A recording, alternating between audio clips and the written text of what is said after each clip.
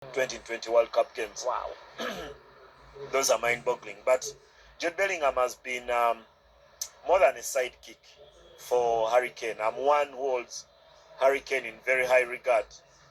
But now you have someone to support Harry Kane's hustle, or to support England's hustle. Those two goals, one of them is for me entirely down into anticipation, the second one, and part of it is down to character, the will to get there. Yeah? When you're ghosting and making that late run into the box, you're just hoping the ball lands somewhere, and then it lands. When you don't buy a lottery ticket, you can't win money.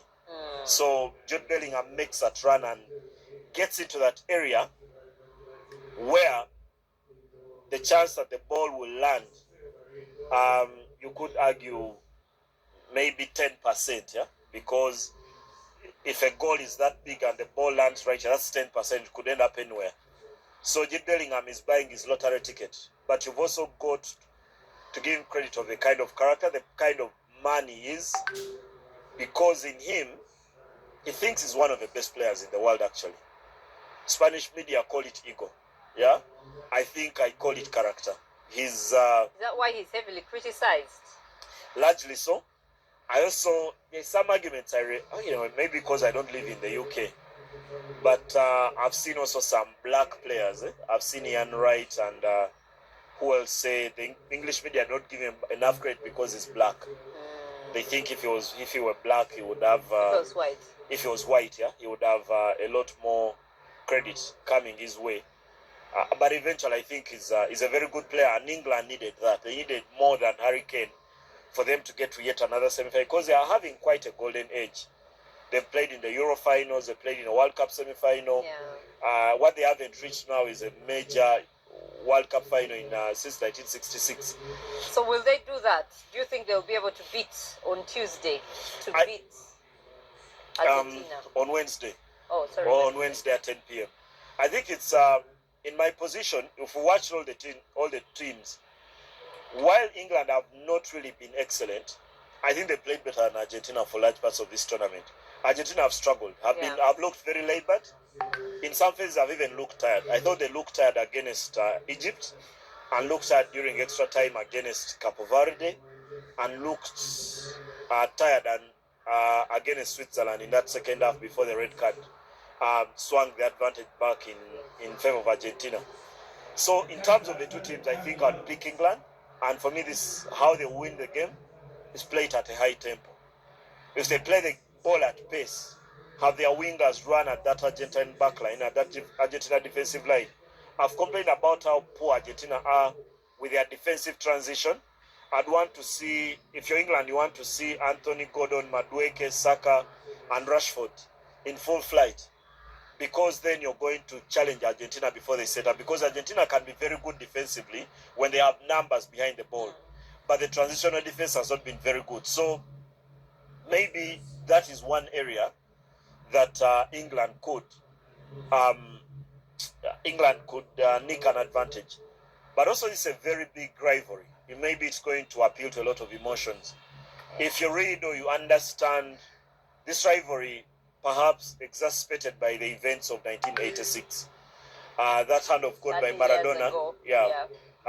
40 years ago.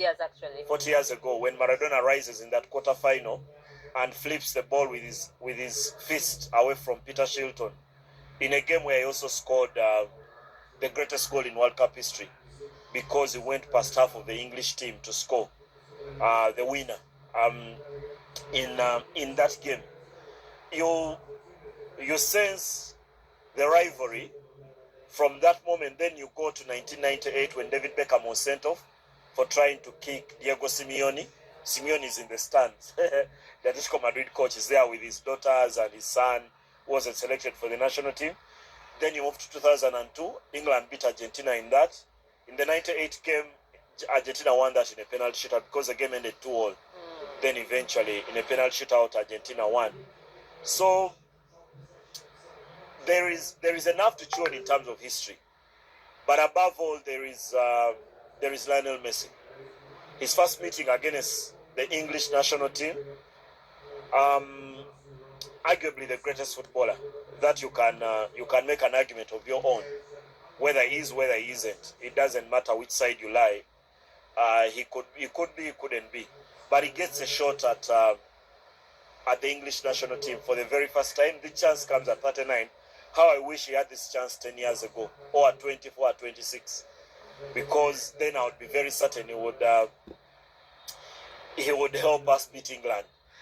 But in this case, he's much slower. He's been walking around on the pitch.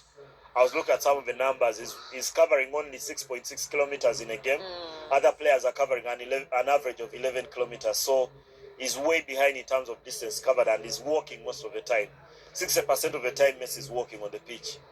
So he gets a shot where he only comes alive when he has possession. The one thing that maybe Argentina will be very pleased about is that they go into a game having not needed Messi to score a goal in the previous game, because McAllister scored, Lautaro Martinez scored, and then Julian Alvarez. And I'm more pleased about Julian Alvarez being in that kind of form, because he's a difference. He has something special about him. That is brilliant. Yeah, because he's a finisher, he's a workaholic without possession. He's a poor man's version of Luis Suarez. Does not have the intelligence to set up teammates like Luis Suarez does, but who run his socks off and also be able to deliver quality in the final third. So that's a kind of difference that Argentina will be looking for. But if England play the game at tempo,